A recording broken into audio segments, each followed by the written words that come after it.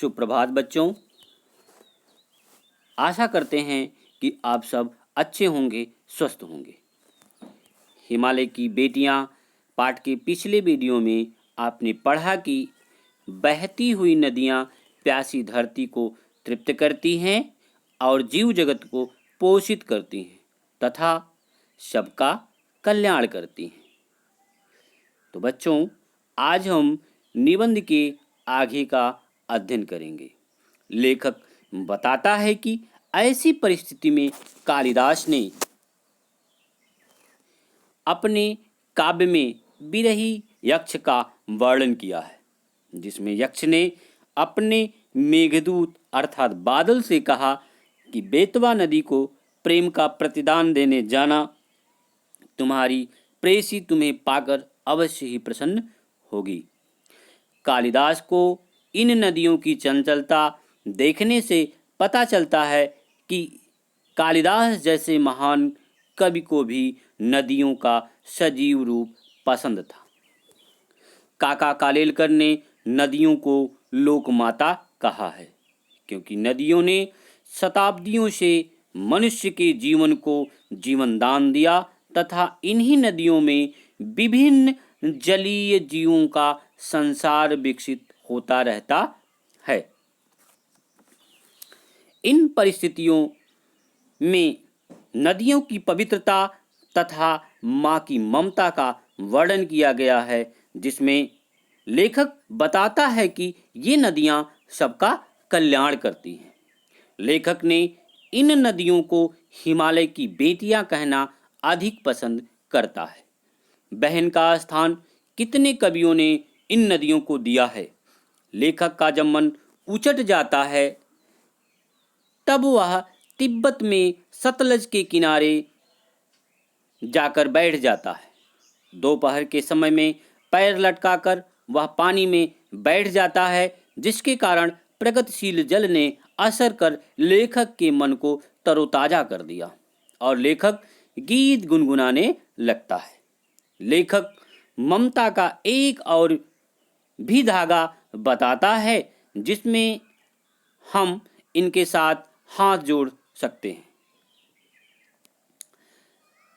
आगे कवि कहता है, जय हो सतलज बहन तुम्हारी, लीला अचरज बहन तुम्हारी, हुआ मुदित मन हटा खुमारी, जाऊं मैं तुम पर बलिहारी, तुम बेटी यह बाप हिमालय, चिंतित पर चुपचाप हिमालय, प्रकृत नटी के चित्तित तट पर अनुपम अद्भुत छाप हिमालय, जय हो सतलज बहन तुम्हारी।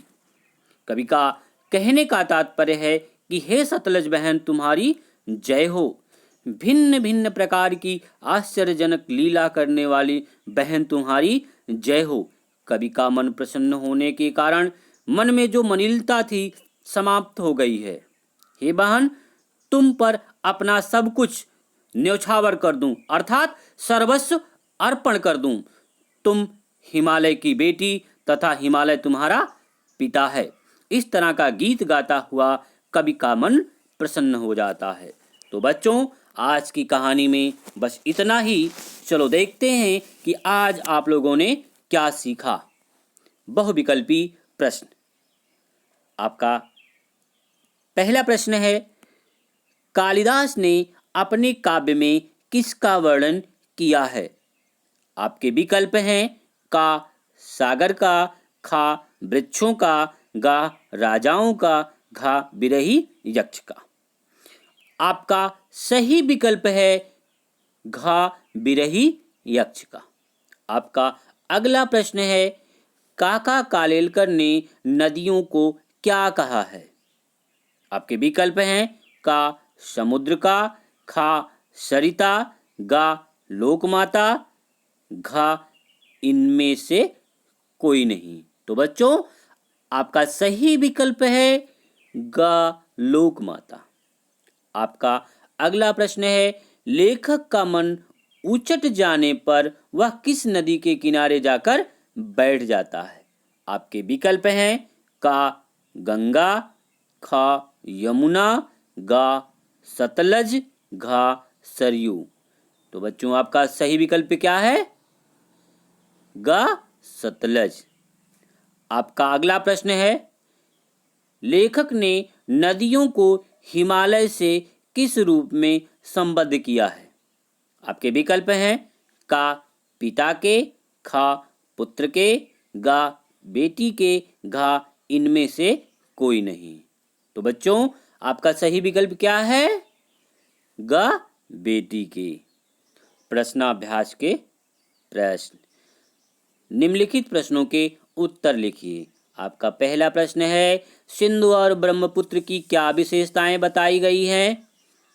आपका दूसरा प्रश्न है, काका कालेलकर ने नदियों को लोकमाता क्यों कहा है? धन्यवाद बच्चों। अगले वीडियो में हम आपसे पुनः मिलते हैं।